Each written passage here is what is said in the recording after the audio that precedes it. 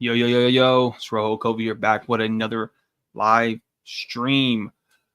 Today, we've got some exciting news. I finally got my issues of Nobody Safe in the mail, and that's what we're going to be looking at today. We're going to be looking at my copies of Nobody Safe that I got in the mail. I ordered them probably like 2 weeks ago or something like that. And they came pretty fast relatively. They weren't supposed to get here into the 26th. So I guess that was kind of like the like a rough estimate of like when they would come. And I got them sooner than later, which I'm glad. And they actually came out really, really dope, like, give me a second. I'm sending up links.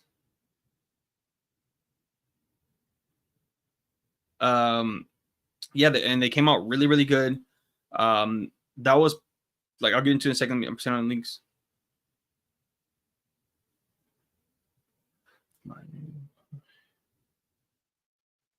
But yeah, so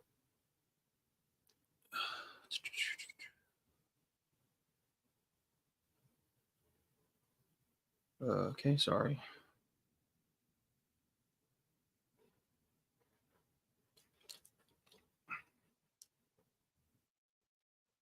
All right. And so, anyways, so yeah, Nobody Safe is my fan comic I've been promoting and working on his last 2 months, like, or so. It's like my Spider-Man fan comic, my like dark Spider-Man comic, whatever.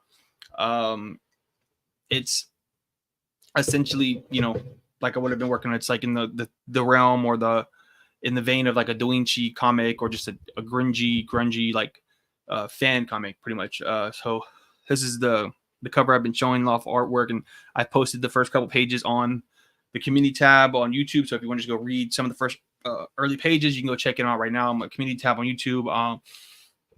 Also, more pages dropping tomorrow, and also have a new video dropping tomorrow as well. It is the my Kanye Akira video. I did a poll a couple weeks back, and I put like 3 topics, and the top 2 topics I made videos about. So I'm gonna try to start doing that more often, promoting, like putting out topics out there, and then seeing whichever gets the most votes, and then I'll do those subsequently next. I already have my next topic in mind. I'm researching and stuff on my next topic and stuff like that. But yeah, so today we're just gonna look at Nobody Safe.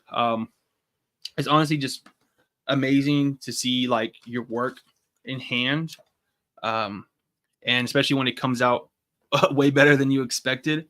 So in a second, I'm gonna change the camera view. I'm kind of doing it like janky because I don't have like a real like setup yet. So I'm like, I have my tripod. I'm gonna hook up my iPhone. Like there's a way to finesse it and all this other stuff. So I'm gonna try to see and hopefully that works out. And here my mic, and then we'll go from there. So we're just doing like a walk through, kind of see how everything looks and everything like that. And like I said, everything came out like really, really good. I still have a few copies left on my website. So if you just click the link in the description of the video and you want to get your own copy, go, get that while you can, because this is going to be a limited run. After I'm done with this print run, I probably won't do another print run unless, the demand is high enough. You'll still be able to get a digital copy, obviously. And the digital copy will be updated because we'll be done with all 52 pages probably the end of this week. Middle next week, I got like 8 pages left, and then I just got to dialogue it, and then I'll be done with it. So yeah, that's pretty much what what the plan is for tonight, because I was pretty much just waiting once I got the books to do my next live stream. So I'm gonna switch up the cameras and all that good stuff, set everything up. Everything's pretty much set up for the most part. I just gotta get everything rearranged so it doesn't look all weird and shit. Give me 1 second.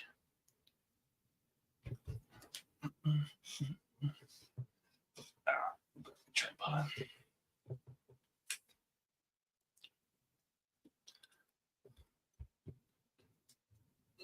Look at my phone. And the iPhone, the view is for some reason it's so weird. Like I don't know why it's like the view is like fisheye lens. I don't know why it's like that. It's really really weird. But I'm gonna like stand up and get everything together. Yep.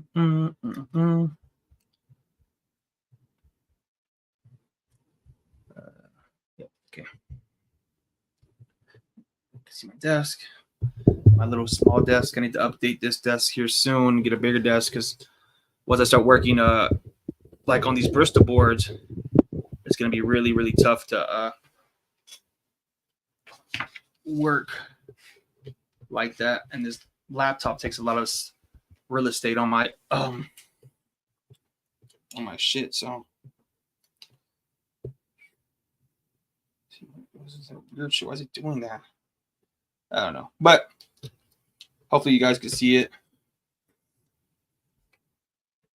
See the iPhone, it's just really weird. Like the camera just shakes up so much. Let's see, I don't know why it's doing that. God damn it. I might just have to say fuck the camera and do it a different way if it's gonna do that. And I don't have like I've never done it like this before, so I don't know how to get the camera to look right, but that should be good enough, huh? All right. So Nobody's Safe, part 1. Like I said, this is in the vein of like a Da Vinci comic, a like dark comic action. It's pretty much like my Spider-Man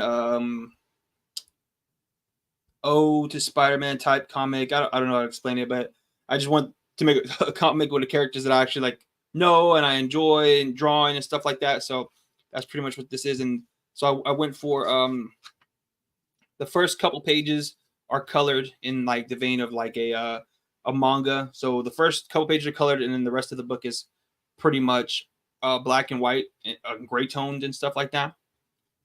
So here's the first couple pages. I just did like a quick little like insert, and then I put I had a guide in Kishi World help me color some of the coloring pages, so I can kind of like get an idea of somebody else who's a little bit better coloring to help me out. So I had him do that.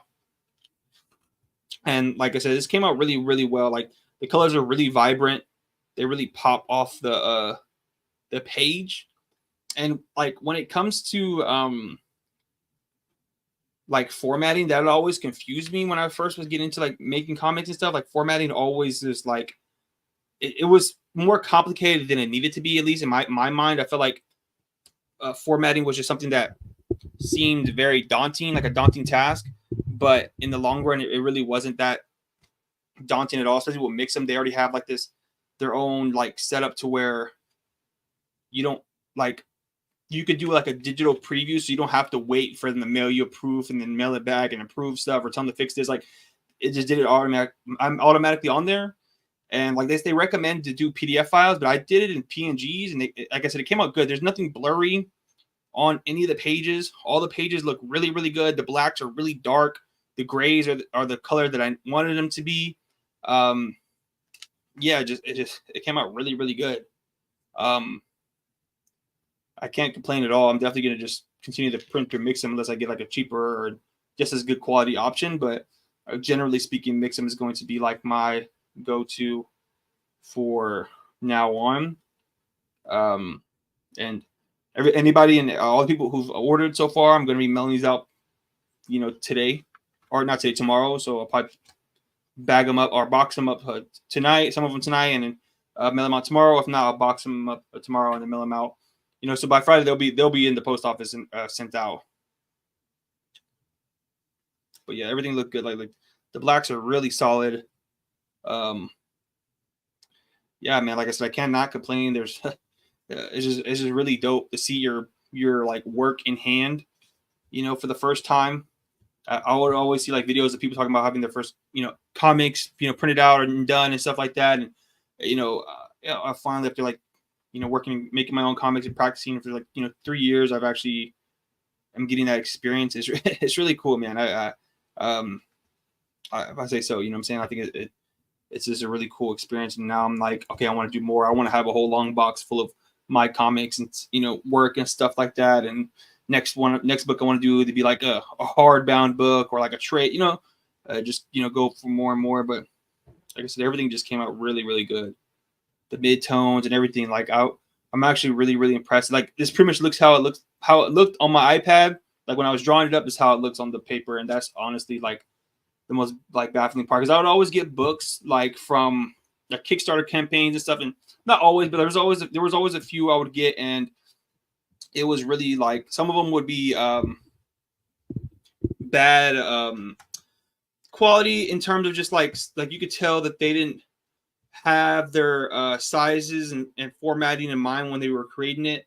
And then once they got the printer, you could tell like some of the pages are really fuzzy or very much like just, you know, they weren't ready for print pretty much. Like they didn't make the book with the right size, because you can tell because they'll have to like, you know, make the pages larger or, you know, resize stuff. And, you know, you could tell that it just wasn't, they just weren't smart about it pretty much, you know. But like I said, it just came out really, really good. And, you know, like if anybody, you know, wants a copy, they're still available right now. I have a few issues left, and after that, there will be no more. I also put like a little bonus comic in the back. I did a Team AT comic with my this group I'm in on Instagram. So it's my comic, and you can tell with this.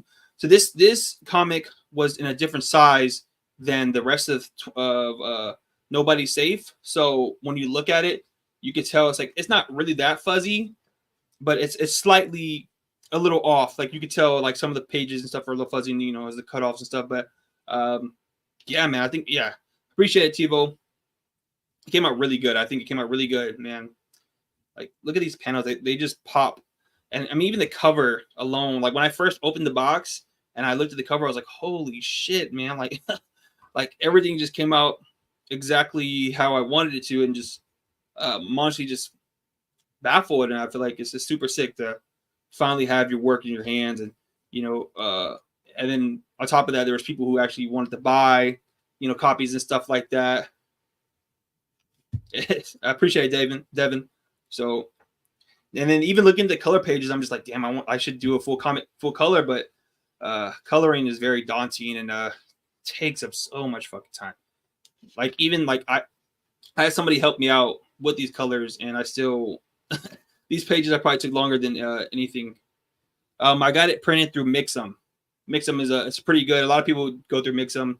It was pretty good price for what it was, especially you know, I didn't get a big print run, so yeah, Mixum is where you should go, and they're pretty easy. Like you don't, like I said, you don't have to do physical proofs or anything. Like that. They have a good like digital proof format thing that they have, and they will like email you if something's like off or will be cut off. Like I got like one email to fix something where I think the dialogue was in like the area where it would be cut off, so they were like, you know, you should move it up, and so I did.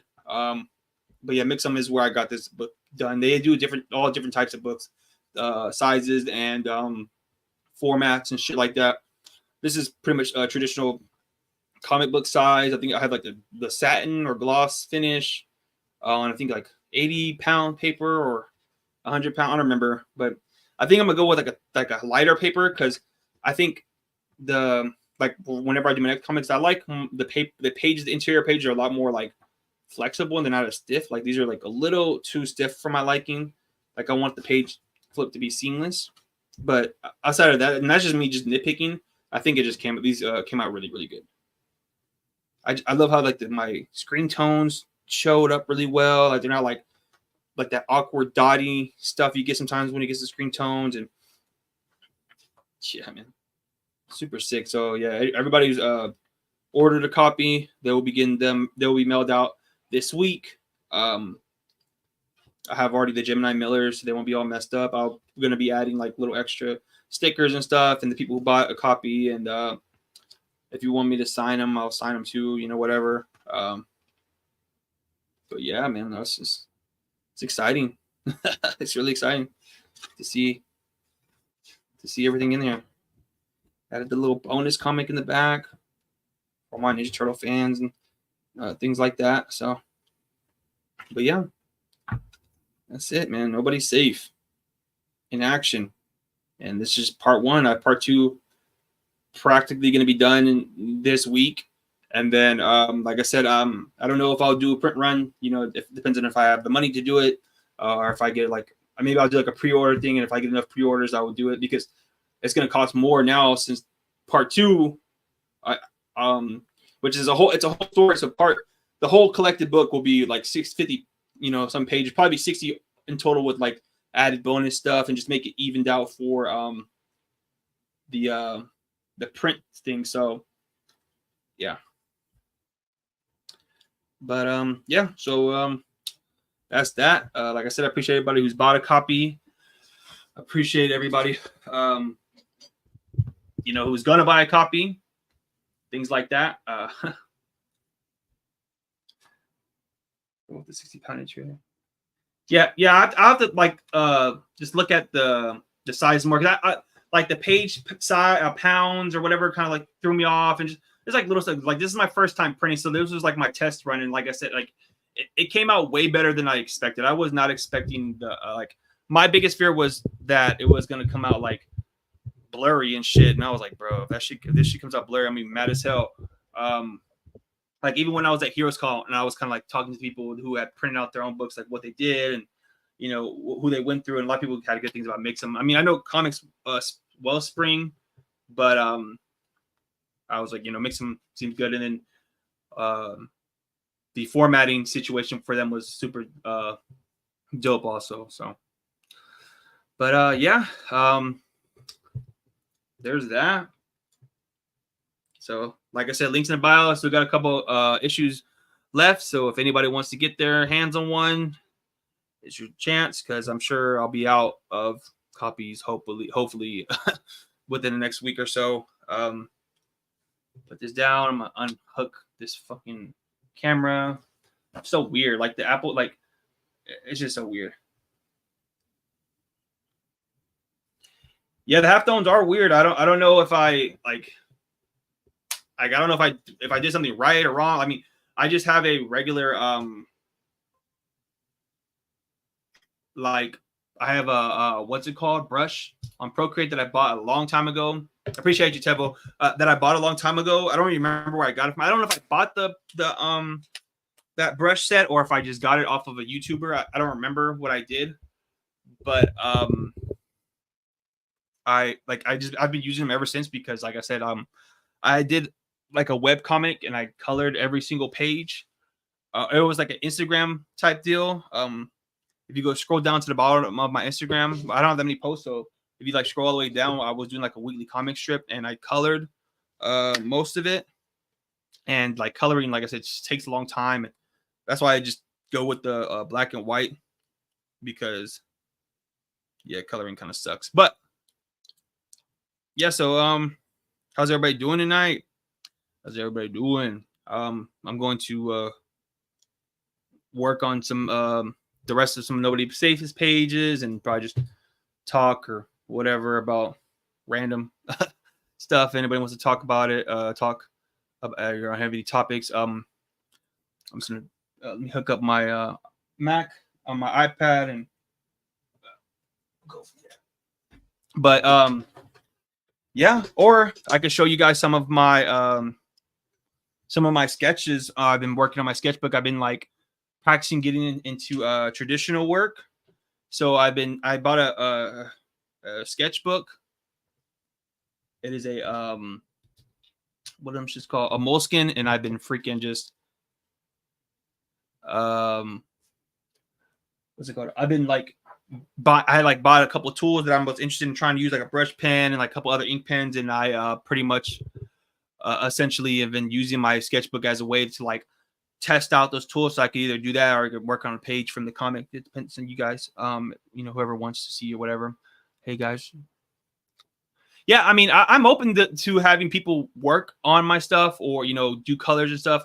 I was thinking that I was gonna ask if anybody wanted to do like covers for some variant covers for my comic. Probably not Nobody Safe, but like I have a couple other ideas I'm applauding on after I'm done with Nobody Safe. Like I said, I'll be done with this comic pretty much by the end of the month, before the month's over, and I'm gonna start working on my next book, or like plotting it out and everything like that. So I'll probably see in the group wants to do like pinups or cover art and stuff like that. But I mean, yeah, coloring. I mean, like I know how to color, and like for like relatively speaking, but it's just like something I'm not like super invested in taking my time into learning, just because I want to learn how to like get better at drawing like my structure, my anatomy and perspective and stuff like that. And then I pretty much like, I feel like learning gray toning is pretty much coloring, but just with just two tones instead of multiple, colors and stuff like that. Let us see. Oh yeah, I'll show you the sketchbook real quick, man. I'm actually really proud of it, because I was always that guy who'd get a sketchbook and draw on it for like a week and then just like throw it away, or not throw it away, but just like I would leave a lot empty pages in my sketchbook. So this one, like I said, I'm damn near. I'm damn near pretty much done with it. Like you can see the pages; they're all like colored, and that's half the book right there. And I've had this probably for like 2 weeks, and I pretty much got it. Yeah, I'll hit you up for sure, Devin, man. Yeah, I'll for sure hit you up if you want to do a pinup or anything. I usually come up with my ideas and stuff like that. I have like a whole thing I'm gonna do with my next concept comic that I'm gonna do. So I'll for sure hit everybody up wants to do. So this is my sketchbook. So pretty much what I've been the tools I've been using like every time like when I go to work and I have like some downtime or whatever, I will pull the sketchbook out and just practice on tools, practice on with tools that I feel like that are in my comfort zone, in my range, or tools that I want to get comfortable with, because I know like what their effects are, and I've seen like pros use them and like how they use them. So I've been trying to train myself on how to use them. So pretty much my primary pens I've been using are just these Microns, and then this like Staedtler pen, just for like my inks and shit. This Pigma BB marker is like a brush, and I really, really like this one. I'm still trying to figure it out, but I really, really like it. And then this, I forgot, this is like a Japanese brush. I forgot what it is, but I've seen like Danny Warren Johnson and all them fools use it. It's like really cool. It gives like a really nice, cool like effect for like fight scenes and shit like that. And then I just got this in the mail. It's a Presto ink, and I just got this yesterday because I had bought this Sharpie one, and this one is cool, but it's not wide enough. So every time I would like try to add like little white details and stuff and like the blacks, it just wouldn't cut like the way I wanted to. So sup Near, I was just showing off my comic Near. I got it in the mail today, my boy. So pretty excited. But yeah, so I got the Presto, and so now I'm trying to figure out how to use it. I remember I used to use this shit a lot when I was little, but yeah. So Clip Studio Paint is cool, and I'm like been really interested in using it. I actually bought it at one point, but then the thing that throws me off about Clip Studio Paint is the simple fact that it has it's subscription based, and I'm not paying for a subscription. like why am I gonna do that when Procreate's essentially the same, and Procreate it was like $10, and then I haven't, what I'm saying, updates are free and everything like that. But all right, so yeah, let's get into the sketchbook a little bit. So when I first started out, I was just like, just trying to draw a character. I drew Spider-Man, but you can see like the colors under it bled through from the other drawing that I drew. But it's a little bit rough drawing. I did like just Deadpool. It's kind of wonky and shit because I wasn't used to drawing with the pencil yet. And I did this other one, and it's like the grays with the Copic markers, and I stopped using Copic markers on this on the sketchbook because it would bleed through too much, but the watercolor would sit pretty well. I did this drawings, and I was also like trying to make a point of like using. I have a gouache brush set that I bought, and I've been using that too. So every time I do like a little pinup in here, I always would color it and just make a point. It's just like just get my hands used to like the maneuvering and stuff like that, and just all that good shit. This is like some sketches for my next wool. It's like a cover art concept I have for my next comic that I'm thinking about putting out. Here's this Spider-Punk thing I did. Some anatomy study. I would just pull up like a bunch of like stuff and just study some stuff, just kind of practicing. Just on a finished sketch that I did of this character from my BAM series. I did this Batman piece. I thought it was pretty cool. I wanted to do like negative space Batman. And see some of these pages, I would just like fuck with the brushes and just like scribble around, just kind of get my hands like the good feel for it. This piece came out really cool. It's the Homelander from The Boys. I was watching The Boys and I got inspired. I was like, let me draw Homelander, the most misunderstood villain. The villain you're not supposed to love, but everybody loves for some reason. Some more scribbles, so you can see how the copics will bleed through. So I was like, yeah, I'm gonna stop doing that. And then I did Erica Slaughter from Nobody's Somebody's Killing Kids. It's a really good comic series.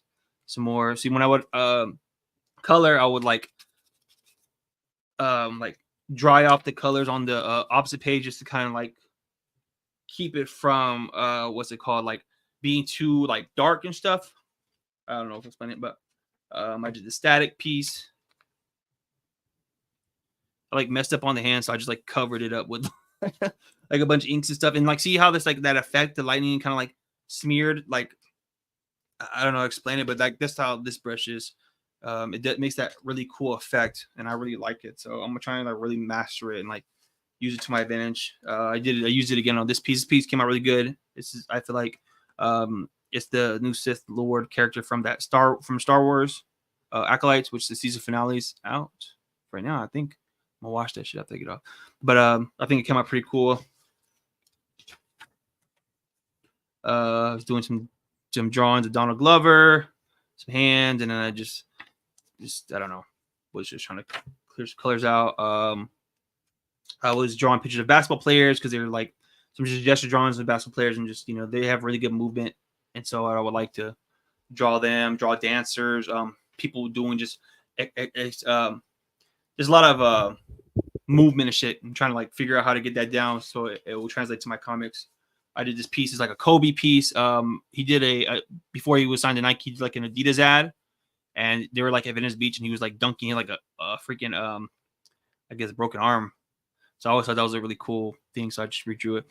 I feel like I wasn't trying to make this red that dark. I was trying to make it like a little but I put the thing down too hard on it, and it freaking pissed me off. But I just kind of like try to use it to my advantage, and like I added like these like wings, but they're not really wings. Hey man, I appreciate you, Devin. Sorry, I keep fucking up your name. But and I like those samurai pages that you've been posting in the group. They were really good, man. Super dope. And then some more. I was just drawing shapes and perspective. I used to do this a lot. So before I started working on Nobody Safe in the comic, before that, I took like 2 months off, and there's a channel, Kuzamari. If you guys are trying to learn about like just like drawing techniques and in a real simple way, it's not super like high like level or like explaining super crazy stuff. There's guys named Kuzamari draws or some shit like that on YouTube, and he has a couple of tutorials on there that are like super simple, super easy. And his biggest things were like learn perspective and learn anatomy, and then you'll be able to pretty much draw anything. So like 1 point perspective, 2 point perspective, and so on and so forth, and learn how to do that every day. And that will help you pretty much everything. Like if you learn how to do things in perspective, you can learn how to do shapes in perspective. You will learn how to do like anatomy, draw people in perspective and things of that nature. So I would every day, I could show you guys on I would do it on my iPad, but every day I would just make a little grid and draw a 1 point perspective grid and a 2 point perspective grid and draw shapes and just do all that a lot. And the same thing with the gesture drawings. Like I did a lot of gesture drawings, like like I showed earlier in the pages. So here's like hands practice and stuff. So I'll get like art books, or I'll download some art books, and I would pretty much, I don't read them. I just whatever the pictures are in the art books, I just redraw them. I think David Finch said that one time in one of his live streams. He's like George Bridgman. He was like, how you study George Bridgman, you just draw what he has in there. Don't you can read if whatever he's saying if you want, or you just draw. And he said he would just do that, and so I would just do the same thing. So here's that more.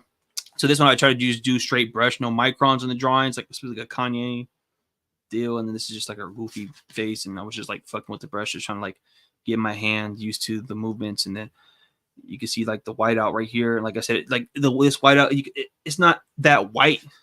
Like you can still see like the black under it. So I didn't really like that.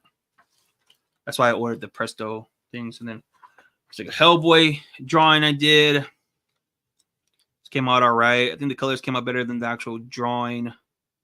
But yeah, I did that. And then I was watching somebody in our group, in our K fam K core group on Instagram, posted an anime on there called Paranoid Agent or whatever. So I started watching it, and then one of the antagonists in the anime is called Little Slugger. He goes around knocking people out over the head, and then running away.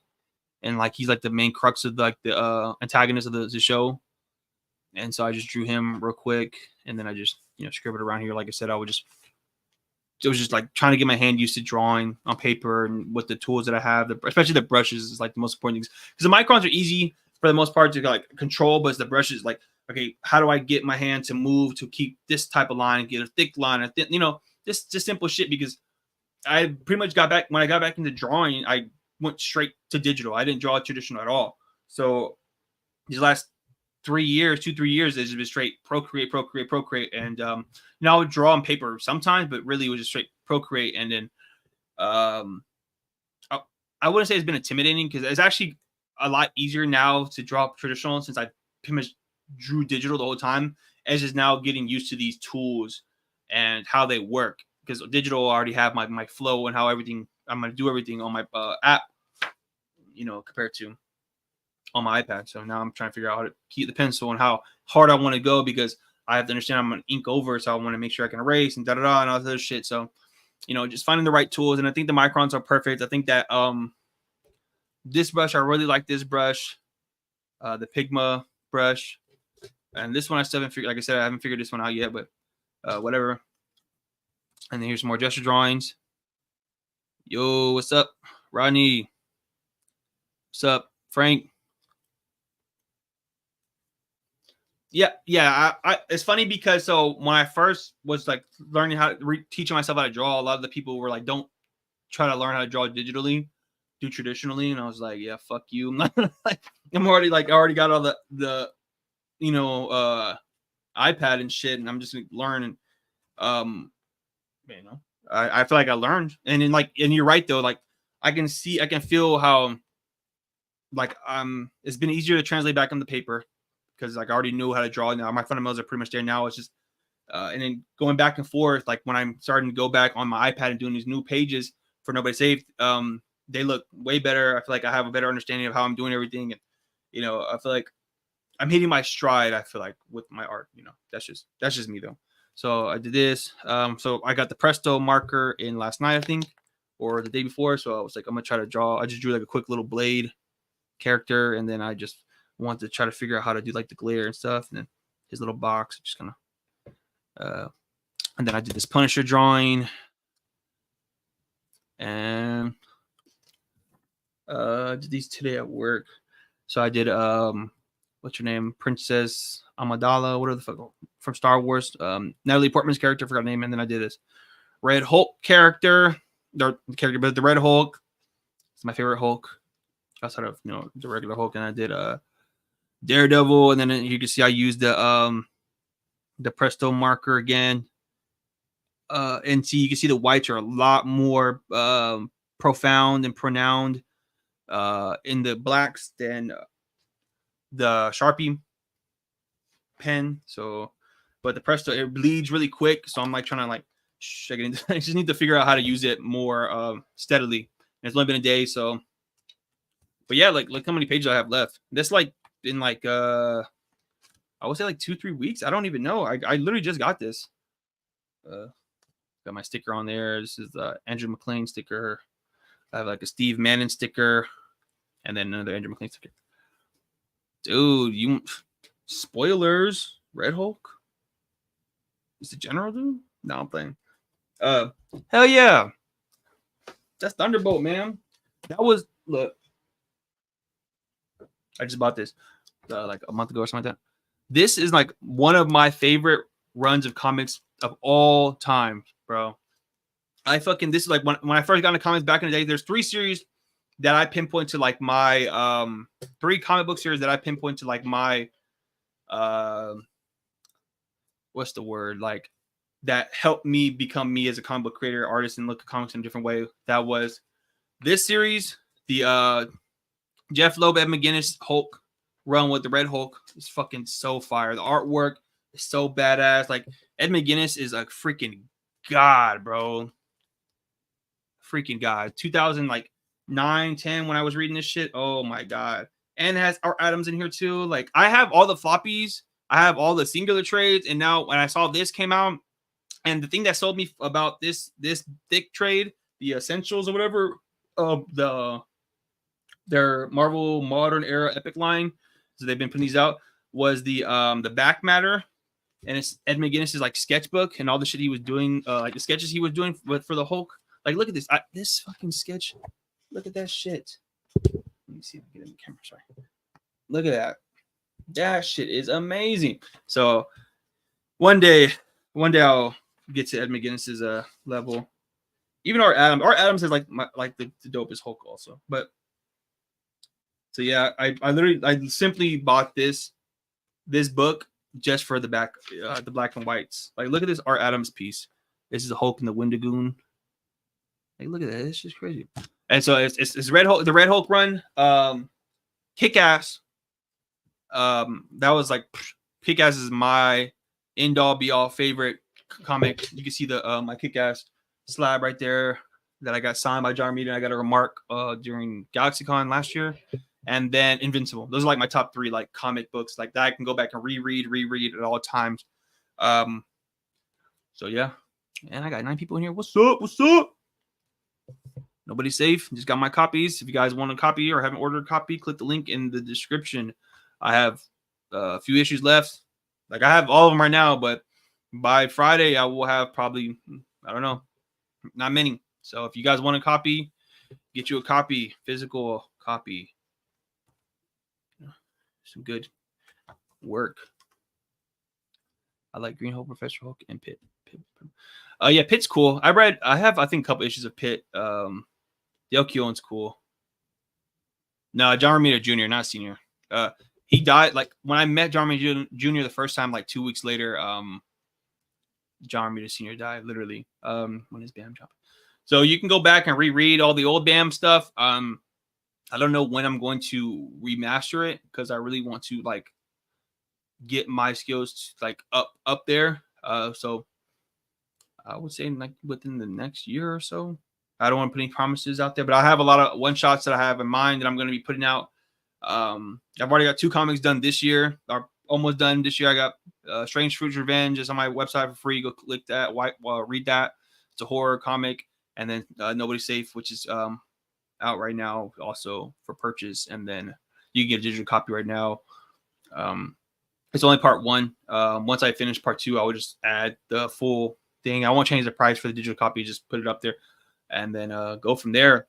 I have 2 story concepts I'm working on, maybe 3 for my next story. I'm trying to think. I think I'm going to do like a YouTube deal type thing on here where I'm going to have like the viewers vote on the next concept, and then I'll work through the channel, like do my whole process on the channel, like for like maybe like my members thing, or I haven't figured it out yet. So like once I'm done with Nobody's Safe, I will figure out the YouTube thing and how to like go about doing my next comic drop, and then hopefully maybe do like a crowdfunder for that one and see if I can get the money to do it and not have to pay for it like myself, which I didn't pay for. Like the Nobody's Safe book pretty much was paid for by the people who bought the books.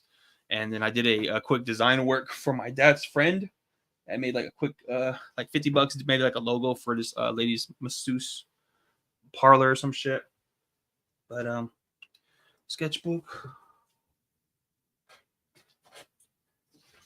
shit back. But yeah, you guys want to see some of the pages that are going to be coming out in part 2 of Nobody's Safe, I think they come out pretty cool. I'll let me get some water, and then I'll show you guys some of the pages I've been working on these last couple weeks.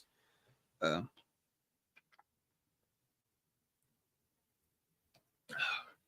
everybody doing tonight? Oh man, brush the boy.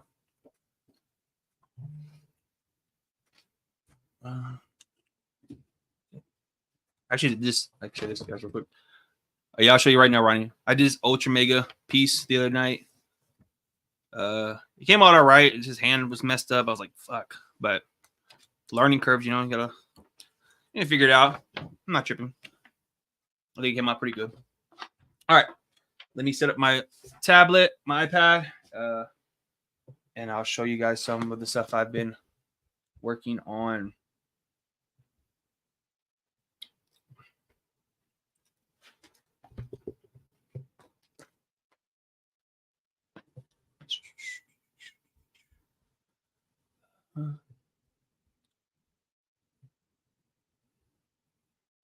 All right. I'm gonna start off with just the most recent pages and go from there. I appreciate it, Ronnie. Shiny Ronnie.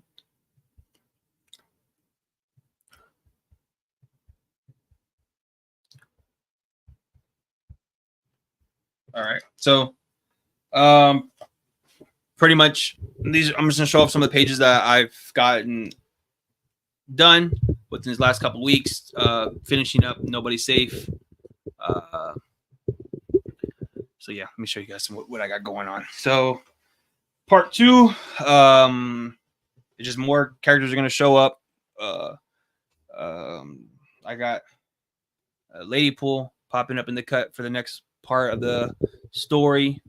I just decided I wanted to have like a female character. I wanted to draw Deadpool, so I was like, you know, I'm just gonna add the female Deadpool just for shits and giggles, and I'm gonna make a little joke about it in the book. So if when you read it, you'll see. But yeah, she comes in hot and ready, you know, fuck some shit up.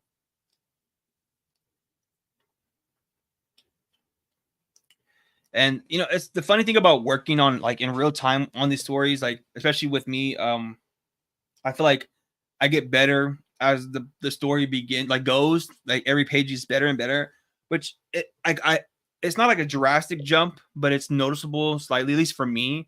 I mean, I don't know if you guys, you know, whoever's read it or who's going to read it, I guess you can kind of see.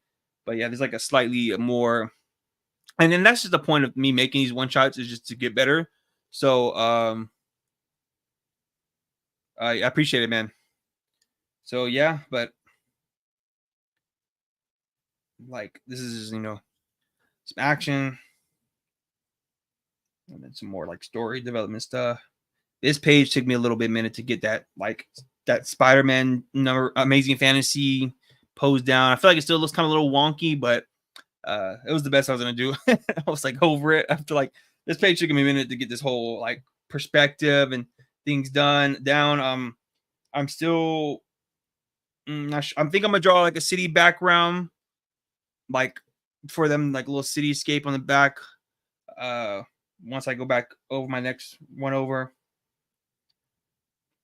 This page, and then this page came out really cool. I think this page is like really dope. So like what I started doing with these pages, I started adding these like the little flickers. I don't know if you can kind of like see like the little white flickers. I did it a little bit in this page because like I saw like all of like all those Felix Comics art guys. I don't know if you guys know who the guys are, like Sanford Green, Daniel Johnson, James Herron. They all do that splatter effect, and I think it's just so cool. So I'm like, I'm just gonna just steal that and do that for my shit now.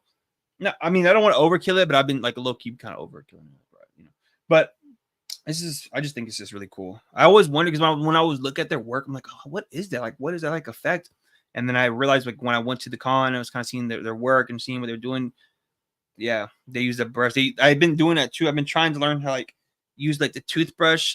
But I still haven't figured it out yet. Like sometimes I get too much ink on my freaking page or like it drips off. So I gotta figure out a good method of like doing it without fucking up my page, or like cover it up, like cover the that look the main thing up so it doesn't get the splatter on there. But yeah, I'm definitely gonna start using that shit. But so I did a little bit in this composition also. This pose took me a minute to figure out, so it was really known. Look into Frisket. What is that? What is Frisket? Is that a brush, or is that like a thing to cover up the page, or what? Because I mean, digitally I have a brush, like, so that's easy. But traditionally, I'm definitely gonna use that over my traditional stuff. But I think this page came out really cool. I always like whenever you'd read like a liquid mask. Okay, I'll look into that. Thanks, Frank. But like I always like when you'd really watch like samurai movies or like Kill Bill or like, you know, those type of movies where like the people they like cross paths and one person just falls over. I always thought that was pretty cool. And then this panel right here, this panel, I just like, I forgot what comic I was reading. Oh, I was reading. It wasn't a comic; it was a manga, which is the same thing essentially. But it was 20th Century Boys, and the mangaka, he would do this effect where he would like take the color, like he would put no screen tones on the character and like screen tone the background, or he would do like the reverse. So he would like all screen tone on the character and just leave the background white, and then you added that effect of like oh my god. So I kind of try to incorporate that now. So I think it came out really good with this panel. Like the pacing, I think this panel the pacing came out really well. Again, these poses are just, they kill me sometimes. I just feel like they always look kind of wonky. Maybe that's just me though. And then some more other stuff, talking composition. So this page pretty much, it's like all the like classic Spider-Man covers and stuff.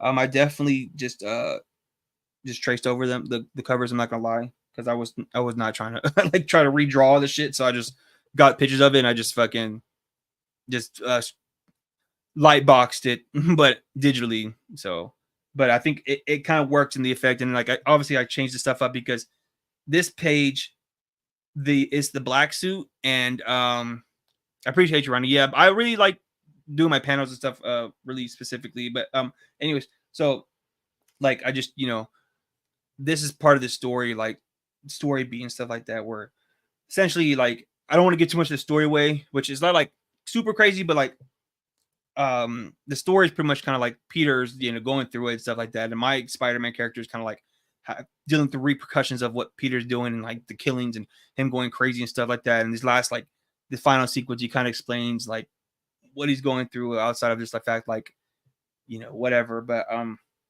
so I just wanted to incorporate like classic covers, but I wasn't gonna redraw them. So I was either gonna defake them in there or just trace over them, but I just, you know, just drew over them because it just made it look more organic to the page instead of defaking it. Especially because I try to do that when I went to the convention, and a lot of the guys are like, "Don't do that, don't photo bash and stuff like that." But so whatever. Even though, like, there's some mangaka who do that photo bashing shit really, really well, like with backgrounds and stuff. I do not know how they do that shit, like how they got the levels right and stuff like that. I don't know if you guys read Goodnight Punpun, but that manga literally every background is pretty much photo bash. Like the manga will go, he takes pictures of the photos and he just fucks with the levels and shit, and it's like super crazy. I don't know how he does that shit, but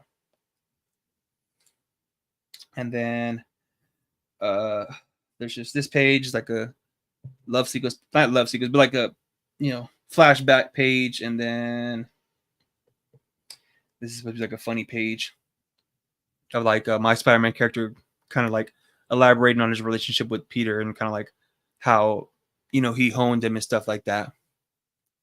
Yeah, Punpun is definitely like a hard read, but I really like it though. It's like a really good story, and it's like one of those mangas, like, I don't know. I've read it twice over. I really like it, but so that's pretty much it. So then these are all the rest of the page I got left. That's pretty much gonna be like action sequence. Crying for my photo bash. His background.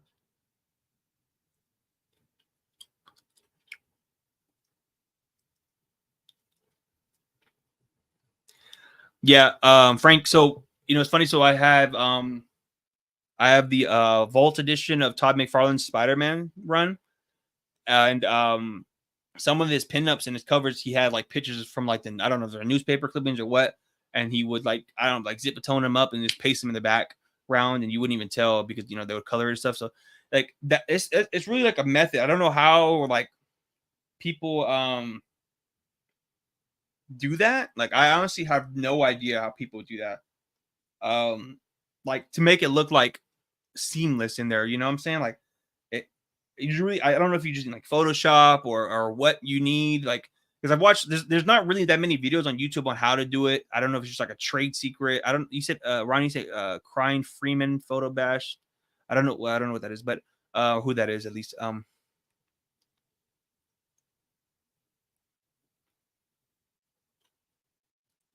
Yeah, see, I know. Yeah, see, Tevo, I know that's another reason I'm like, damn, Clip Studio Paint. Clip Studio Paint has a lot of 3D assets on there also. Like you can literally just like build your own background, just throw it in there. And like Clip Studio Paint has a lot of good like essential like tools you can use. But then again, subscription, dude. No, but and then also another thing is I'm so used to Procreate at this point that I'm like I don't want to learn how to use another app. Like I really don't. Let me see. Let me see. I can fuck with one of these pages. Let's see if I can fuck with one of these pages.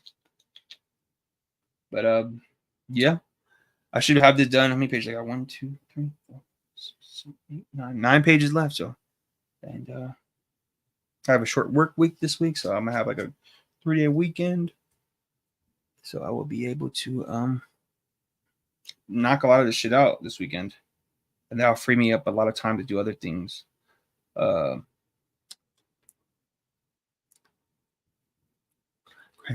Is where he did it. Manga. Okay, I gotta check that out. Yeah. I mean, I don't like. I guess as long as it looks good, the photo bashing looks good. It's like whatever. Like I'm not tripping too much about it. But I think I'll work on this page. But the thing, like I want to learn how to draw my own backgrounds because I want to learn how to just do that. Like I don't shun people who just 3D assets. I don't shun people who care. Like as long as you get your shit done the way you want to get it done, that's all that really matters. But like I want to learn how to do those things for myself. Like I've seen people who do like they'll do like the 3D models, like and then they'll just paste it into there and they'll just trace over and stuff like that. And I think that's just kind of like personally, I think that's just kind of lame. So Dracula, I think that's just kind of lame because I feel like doing stuff like that just takes the fun out of like figuring out how to draw something. You know what I'm saying? I mean, that's just my opinion. So like, even though like sometimes what's going on? Angels of Renaissance. Sub Dracula. I think I said sub to you already. But so yeah, I want to figure out how to draw my own background, my own cityscapes because there's only so much photo reference you can use. There's only so much like models you can use. And then like, cause if you want to make your own structure, your own building and stuff like that, you'll run out of like things that you can only look up so many things until you like are like, fuck. And then you spend so much time like trying to Google the right picture or the right this, right that. And it just gets so annoying. So that's why I really want to learn how to do it myself and like, stuff like that. Yeah, I've seen Man Bend. I watched the episode with the creator for Goodnight Pun Pun where he actually shows him how he kind of photo bashes and stuff. I watched the one with the creator of I'm Hero, and then I think that might have been it. I think I might have watched. I mean, I had it like because you can watch the whole full season on YouTube. They have like the full 10 hours on YouTube, and I would just skip through until I find like a manga that I knew. You know, it was always funny how the like certain mangas were like agreed to go on the show, but like you know how mangakas are, they like to cover their face. Like the whole episode, one of them, I think it was like a female one. She like covered her whole face with like an emoji or something like that. It's like, why do y'all? I don't understand why Japanese people like or like mangaka specifically are like that. I always wonder why that was a thing. But Crumb uses 3D software for background stuff. Yeah. I mean, a lot of people do that shit. A lot of people like there's somebody, I think his name is Clayton something on Instagram that I follow, and what he does is he uses Google Maps and he would like figure out like his perspective on there. I don't know if he takes the picture and like traces over him or something like that, but I don't know, but I don't think he does, but he like, you know what I'm saying? He uses that as like reference, and I do that a lot too. I'll get pictures and use reference and stuff like that and things of that nature. Andrew Loomis says he's a lot of artists don't know the fundamentals and can't things, and they can't. Yeah. I don't like. I use reference, but like for like certain poses, I use reference for like, things like that, like how to hold, like how people hold shit. I have like a little app that I use that has 3D model. I use it to like, I fuck with it. It's pretty much like having like a regular model, like if I had one in person, and I use that to get poses. But like especially since I work digitally, like it's easy to just like do all the shortcuts. And I've tried it before. It just doesn't come out the way I want to, and it's also just not like me. Like I want to learn how to draw me. I want to learn how to draw in my own style. I don't want to just make a cookie cutter looking piece of art. I want it to look like a person drew this shit and it looks crazy and there's mistakes, stuff like that. And that's what makes the art beautiful. You know what I'm saying? Like that's just my perspective on it. I've seen artists take boxes and then put them up.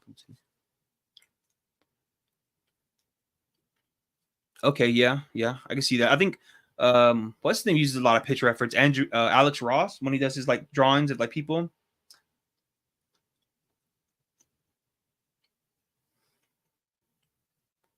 He eats with the broken chopstick is crazy. I don't know. People are that's wild. Yeah. I feel that, Frank. Dude. Definitely. It was gonna take time. I'm not in a rush at all. Like I'm here for the long haul, man. I'm here for the marathon. I'm here for the sprint. For show. Draw this wild out Peter. I posed the mirror. So cool. I don't like stock bugs.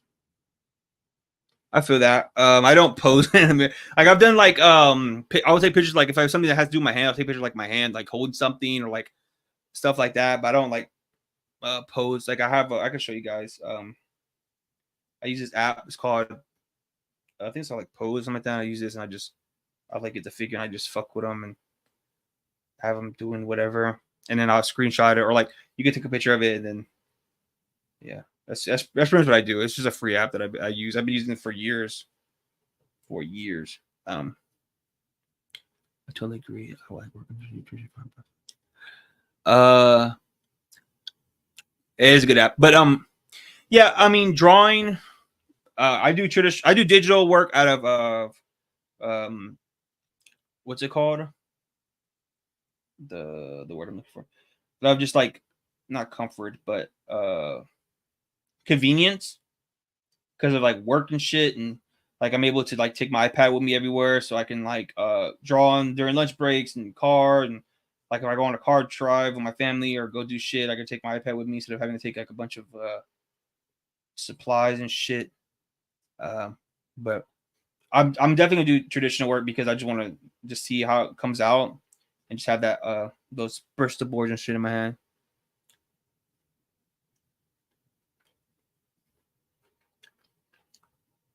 Yeah. I mean, reference. Everybody uses reference. Like this notion of like trying to figure. Like, I mean, you can figure it out. Like, I mean, I have like what I like to call like comfort poses that like I know how to. I can draw without having to use reference. Like the face. Like I could draw like the 3D like what's this shit called? Like when you throw a face in like 3-point perspective, like the 3/4 view of a face. I could do that without like having to look at a reference or anything like that. And there's like certain poses like I know I already kind of have like patterned down because I've always it's just something I like a comfort drawing. Like I think that's what they call it. Like when people have like a comfort character, like they know how to draw really well without having to like look at reference. Like Spider-Man, it's easy to draw. I could draw Spider-Man because everybody knows how to draw Spider-Man. It's just a blank face with like designs on it. Yeah, no, I never did it. I've been trying to look for art classes out here in my city, but they don't really have any. Or like there was one that I saw, but I was already too late for the registration.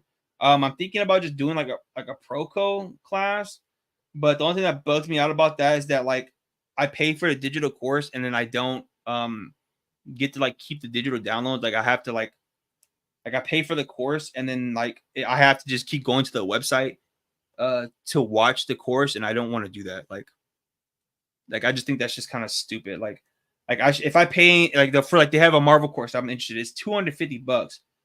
And it's 10 hours worth of film, which I guess is okay because I mean a regular art class is like $200, like an in-person one. But it's like I don't want to have to keep going to this dude's app to watch it. That means I have to have internet access. That means like like if I'm at work or and I in my office at work, like I don't have internet access all the time. So like I'll go on, I pre-download shit before I go into work the next day. So I have it for work.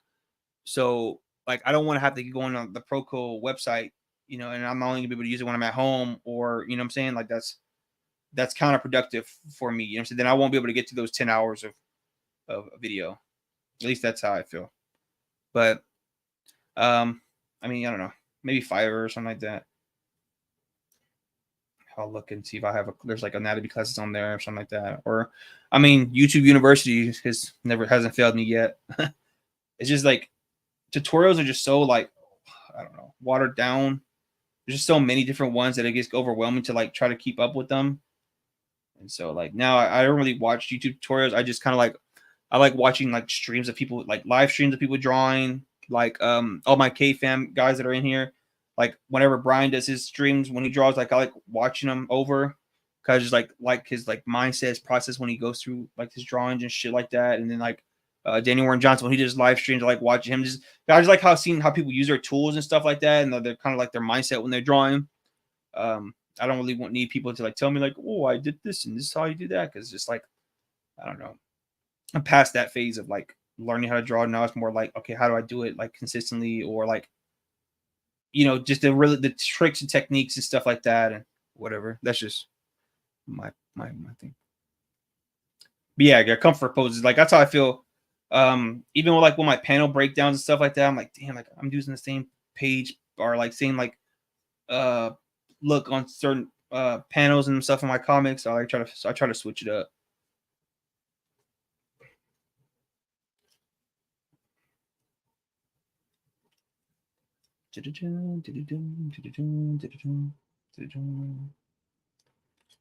But yeah, man, it's really cool having. I don't know. Have any of you guys printed out your own comics? And if y'all have, how was that when y'all first got y'all's?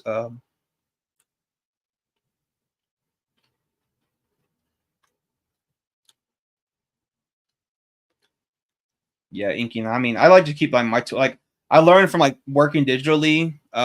Just try to keep my tools minimal. So now, now I'm back on traditional. So now I know like I'm only going to use a certain amount of tools, certain types of tools, and not try to buy a whole lot of shit because I'm just gonna overwhelm myself. So that's why I'm gonna try to stick to like 2 or 3 types of micron sizes. I'm gonna stick to certain brushes and then white inks and stuff like that. And then I'll once I get master those tools, I'll branch out to other stuff. Oh yeah, Kickstarter. See, I was looking at Kickstarter too. I want to do a Kickstarter campaign. I'm like a little intimidated, not by like getting money or not. Like if I don't get my thing, I'm not gonna be like butthurt. Like, it is what it is. But it's like setting up the campaign page and shit. And oh man, that shit is just like so daunting. Like it just seems like a lot of work, because I see a lot of people who do like Kickstarter pages that are really good. I see a lot of people do a lot of bad ones, and I want to be the one to do a good one. But I think my next book, I'm gonna try a Kickstarter campaign. Oh, the IRS. Oh shit. Waiting for my proof. Waiting for my proof from parents. Where'd you print from? Frank. Who'd you get your proofs from, or waiting for your proofs from? Yeah, a traditional publisher would be cool too. Eventually, I would like to be published to a traditional publisher just to say I did it, even if I don't sell any books. Just to be like, oh, I was published with Fantagraphics. I sold 100 copies. Something like that. And just like a cool thing to say, like I mark off my bucket list. Oh, I went through Image. Print Center, USA. Oh, are you printing a comic, Frank? Okay. I used Blur for my first try. They had their own bookmaker program. It was okay, but they didn't have a book swagger. Oh, okay. That's interesting. Blurb. Never heard of that.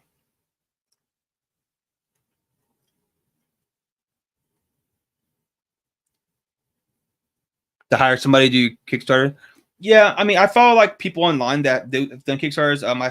I had somebody send me like their they did like a Kickstarter course, and they sent me like the information that the course gave them. So I just had to like sit down and then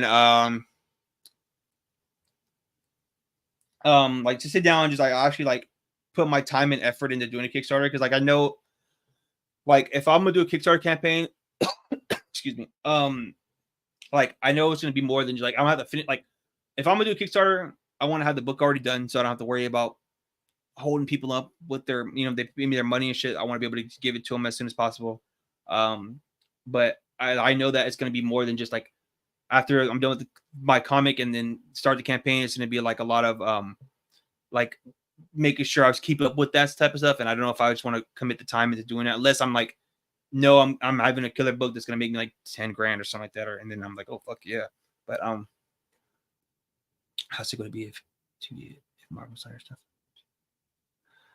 Yeah, I mean that would be cool if Marvel saw it. They'd probably be like, bro, you gotta stop selling that shit. And that's another annoying thing that's been happening to me lately. So I've been like posting like the link and like, oh, I got my copies. If anybody wants my comic, goodbye copy. And people are just like on my ass and like these fucking Facebook groups and Reddit and shit. Like, oh, Marvel, like you should be careful with license stuff. Like, bro, I don't give a shit. Like, bro, I'm making a freaking fan comic.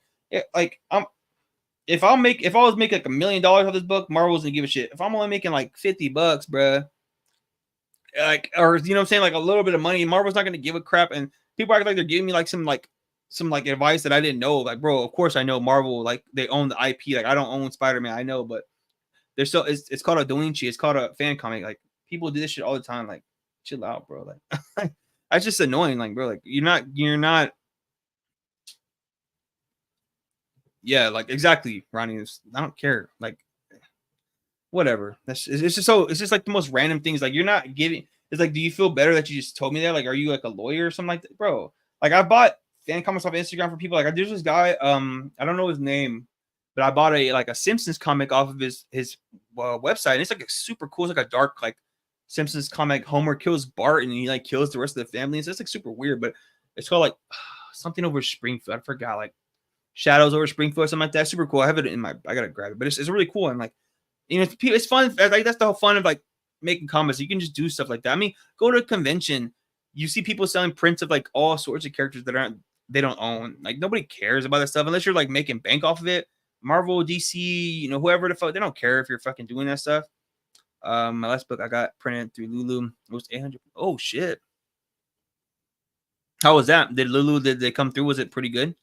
I think I saw somebody print their book through Lulu because I think they had like a print on demand deal, and it was kind of expensive. Like I guess maybe like because his book was like it was full color and it was probably like an 80-page book, and he was selling it for like $40. I was like, damn, dude, like I'm not gonna buy that shit.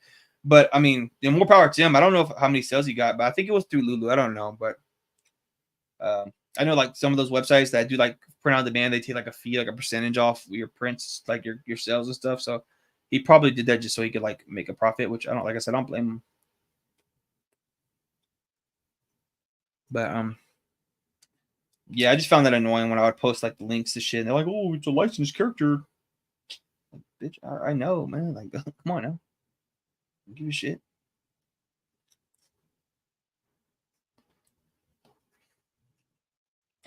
You got. But yeah, I gotta look into that Print Center USA. I gotta look into that, see how that comes out, or just let me know, or when you read your prints, Frank, just when you're in the group, just let us see how everything comes out. Because if it's cheaper and it's the same quality as a mix them, why not? I think that came out pretty good. This guy off, I can see. Way faked. Yeah, Barkira. Yeah, I heard Barkira is actually really cool. I gotta check that out. I think they still have the website up. I gotta read that, just read through it. I think that's super cool. I did that. But I think Barkira did get a cease and desist, but they didn't they just left it on the website. I think they made like a few like print runs just for like, and I think they did like donations or something like that. I watched the video about it on YouTube not too long ago.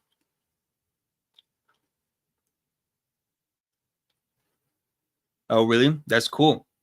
There was a guy who I used to follow on Instagram, and I think he went viral for like drawing like Dragon Ball Z characters, but like samurai or something like that. At least that's what he look. I'm the Dragon Ball Z samurai guy, and he made like a whole he got He made like a whole webcomic in the same like style as Akira Toriyama. It's kind of weird. Like he draws exactly like Akira Toriyama. Yeah, Barkira, I think it went viral when it was first coming out. So I think I don't know if they got a cease and desist, but I just think they just do that if they made prints, it wouldn't go well. So they just they just decided not to. At least that's what they said in the video.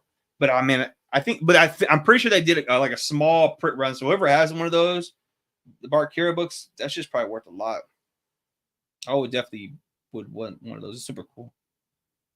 Like it's a cool concept how they just got a bunch of random artists and they freaking made a whole Akira freaking what's it called? That's pretty cool.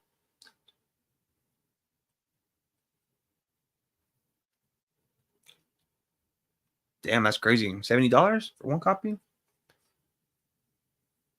But I mean, at least the quality was good. And then you said it was 800 pages too. You said it was a lot. Yeah, pages. That's a lot of pages. But so I guess it's a pretty good price for 800 pages. Yeah, I did not know that. I mean, I haven't read Super, so but that is crazy. He did a fan comic, and I mean, yeah, that happens. That happens. It's like the One Punch Man, how he got fucking what's in the redraw for him because he was just a fan of the webcomic. Or Dog Ninja. Y'all know what that is.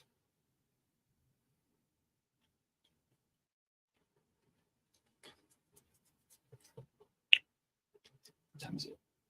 Oh shit. I have to get off here in a second. Let me finish this. And then I'm probably gonna get off here in a little bit. Gotta go to work tomorrow. And then I got the rest of the week off. So working on comics and YouTube videos. My next video I'm gonna do is gonna be on well, I got my video I'm dropping tomorrow is actually about Akira and Kanye, for those who know about that. Kanye's fandom of Akira. I should be dropping probably like I don't remember what time I got it scheduled for. Probably like the afternoon, something like that. I don't know. But yeah, Kanye and Akira, pretty cool book. It's fun doing research on stuff like that.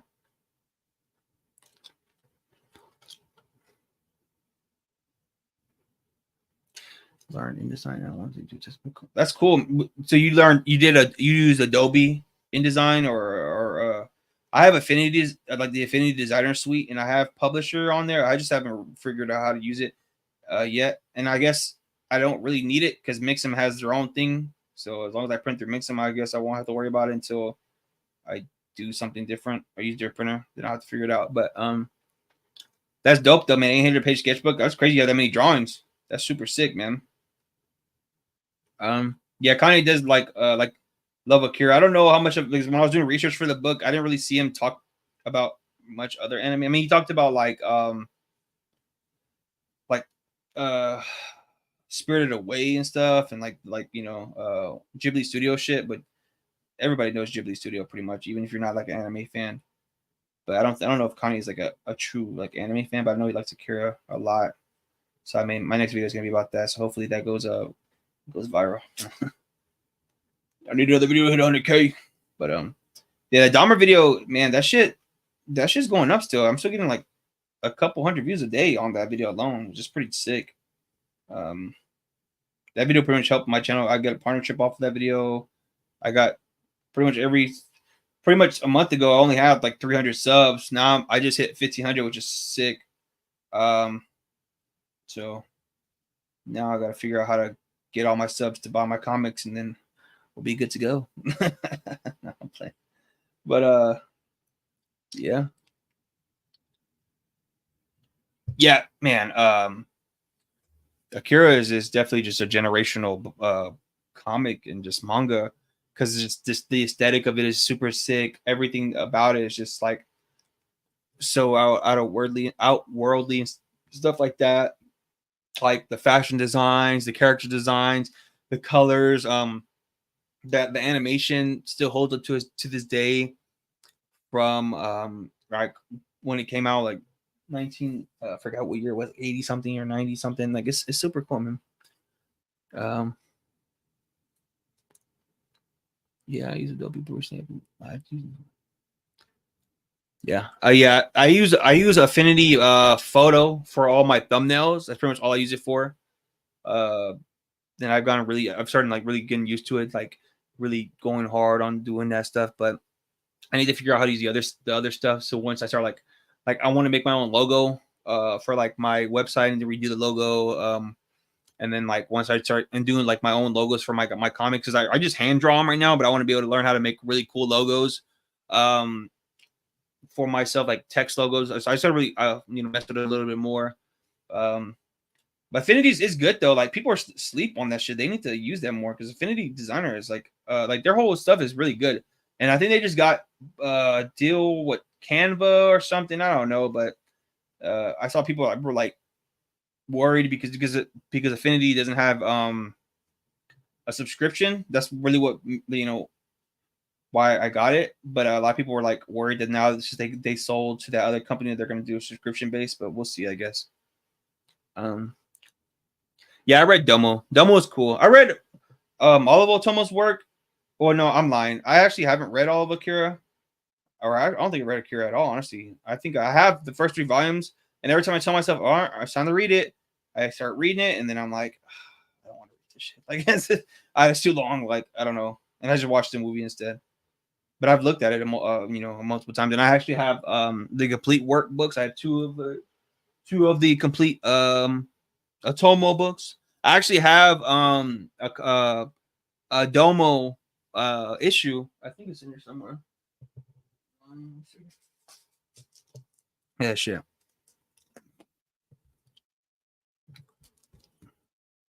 I found this at a like a flea market. It's the American version. Spent a lot of money on this. Don't ask me how much, but I spent a lot of money on it. But yeah, I saw this at a flea market. Super cool. But yeah, I read Domo though. Domo's sick. I like it. I like the old man. It's super cool. Somebody said in the group, the K-Fam group earlier, that all of Akira, all of the Otomo works are all in the same world, like Fire Bender or Fire Starter, or whatever. Akira and Domo are all the same like world and whatever. They're all connected. So I still gotta read Akira. I mean, I know it's pretty much it's just the movie, but like Fireball. Okay, cool. But I know that what was I gonna say?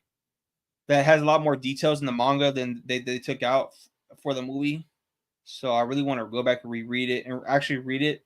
Honestly, just gotta find the time to do that. Like they're like, kid, make the time to want to read it because when it comes to like long form series like that, like I have to have that momentum to want to read it, and because I know that if I don't, I'm just not gonna want to read it. Like I was reading like The Walking Dead and like a lot of those series, and like I read them, and then after a while, I'm just like, I don't feel like reading shit no more.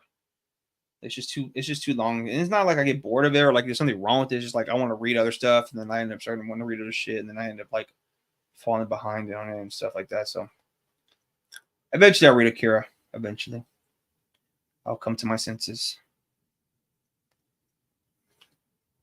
But yeah, Otomo's sick though. I fuck with Otomo, man. Get the one pin. Turn this shit off. Let's see what I'm doing.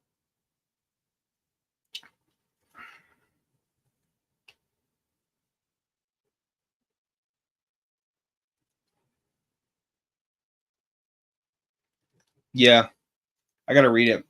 I know they go more into like a lot of the other gangs and stuff, and in the manga, and they do a lot more. Like there's a lot of characters that appeared in the movie that don't that have bigger roles in the manga than they do.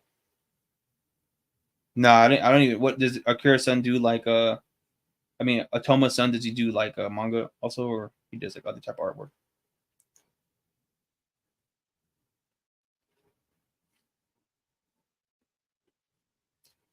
I gotta check him out.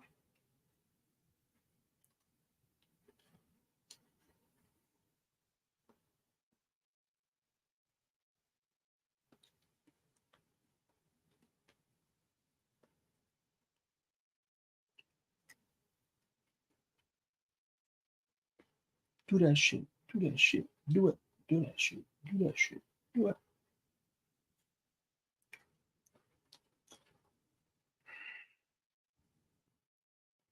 I think Otomo. I think they had him do like a Batman story in like a Batman black, white and red book. I think it was recently, or maybe it was a couple years ago. I saw that they do like these anthologies. Marvel and DC, they both do these anthologies where they have like other artists go and they fucking do like little short stories of like popular characters. Like Daniel Warren Johnson did one like with Deadpool, and like he did like a Darth Vader one, which is really cool. I think Otomo did a Batman one in one of those. I think it's black, white, and red. I think, I don't know.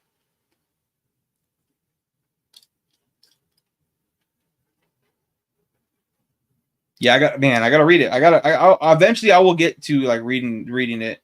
It's just one of those on my bucket list books. Like, it's just like I don't know. That's why I only have the first 3 volumes, because I'm like, I'm not gonna buy the whole set until like I freaking read that shit. Like, read the first 3, because they're so long. They're such long books, man.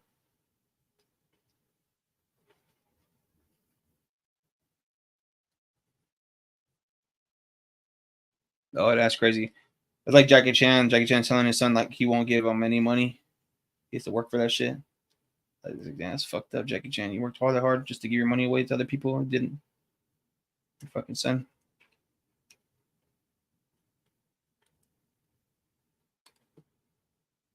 Was it? I don't think. Man, I didn't. I don't think I looked at it all the way. I gotta look at that shit. Um, yeah, those black, white, and red things are cool, and they get like just random artists, not random, but like they get like artists you wouldn't see on those type of stories on there. I think that's really cool. Like they had like the Daniel Warren Johnson's, because Daniel Warren Johnson's super, he, he's dope at drawing Star Wars. So whenever I saw him do that freaking Darth Vader book, I was like, oh shit, this shit was so fire. And then the Deadpool story was really good too. He was just like slaughtering Deadpool the whole time for no reason, but it was a funny story. All right, I think this is pretty good.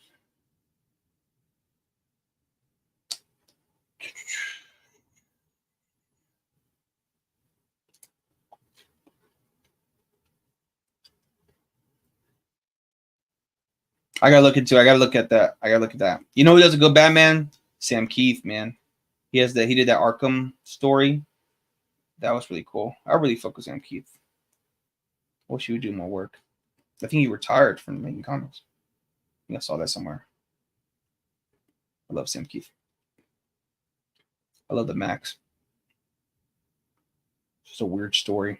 But Sam Keith he's like one of those guys that like he draws so cartoony and it makes you feel good about like if you draw like that. Yeah. Sam Keith is that guy, man. I fucking love Sam Keith. Just love his work. I literally bought all those like Marvel presents just for the covers because I fucking love Sam Keith so much. He even has like these Batman covers that I bought too. I spent a lot of money on comics at one point. Like, but I don't really buy. Outside of some new comics, I don't really buy back issues no more. Once I got all the back issues that I wanted, I stopped printing. But I fucking have like 4 long boxes full of fucking comics now. And I'm like, fucking get rid of some of these shits. Eventually.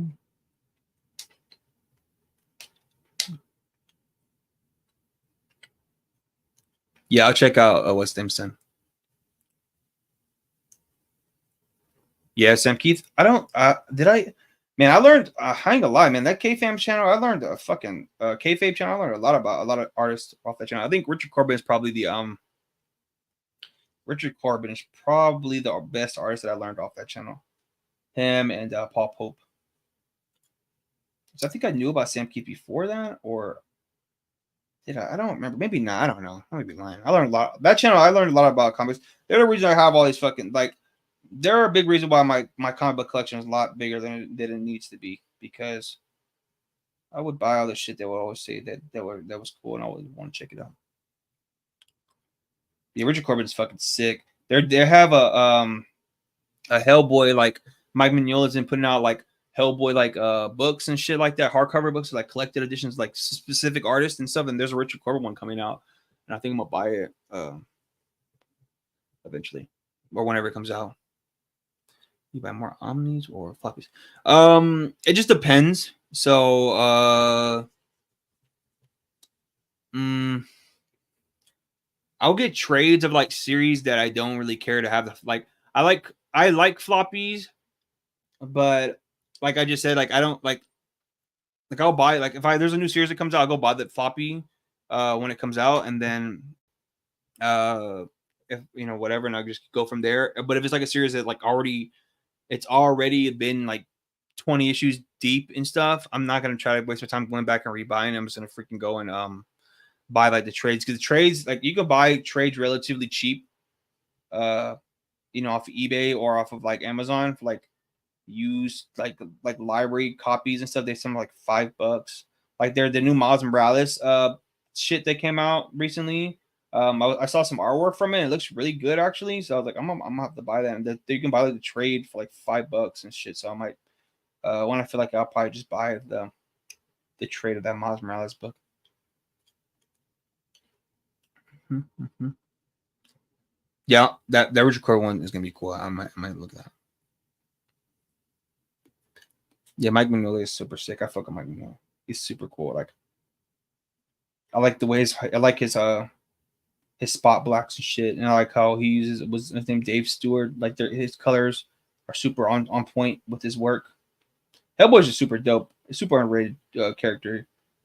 And he's like Hellboy is one of those indie comic characters that had like a really good movie like franchise for the most part. Like the last Hellboy movie was like okay, it was fun, like, and it was real comic book ish, but it was a little goofy. But Dan Arbor's a good. Like I wish he would have stayed on. I don't know why they switched Hellboy actors. I don't know who that new guy is, the new Hellboy, but I think I'm still gonna watch it because I like the Crooked Painter or the Crooked Smile, or Crooked Man comic.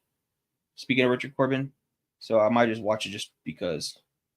But I don't know why they changed Hellboy actors. Yeah, well, a lot of those editors back in the day didn't know what the fuck they were talking about. So, like, they didn't like Todd McFarlane's spider webs, and now that's like the patent web that everybody uses. So, I don't know.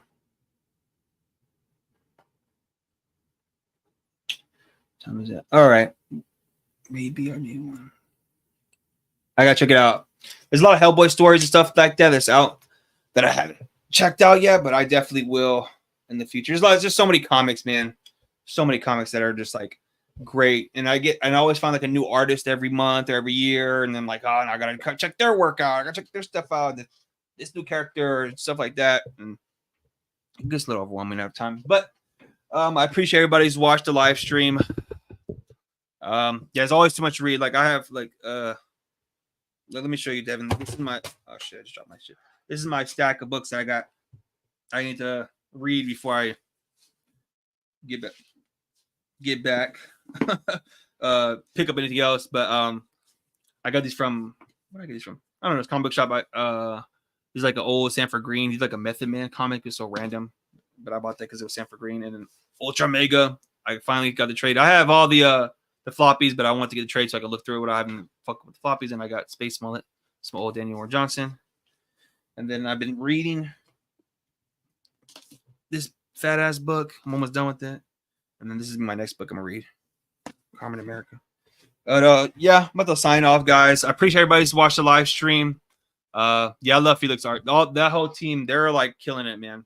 Can't wait for Ultra Mega to come back out. I think it comes back out in September. I'm super hyped. I fucking love James Herron. But Nobody Safe is out. Got a few copies left. So if you guys, whoever's in the chat wants to, get a copy or haven't got a copy, and anybody's in the chat who's bought a copy, I appreciate you. Links in the bios, all that good stuff. I have a few issues left. Everybody's got one. They will be getting their books mailed out this week. Hell yeah, I appreciate everybody. Like I said, new video dropping tomorrow, so give that a look. And yeah, man, go to bed. Go brush my teeth. But hell yeah, see you guys. See all my K-Fam guys in the group chat, and everybody else. See you next time. Peace.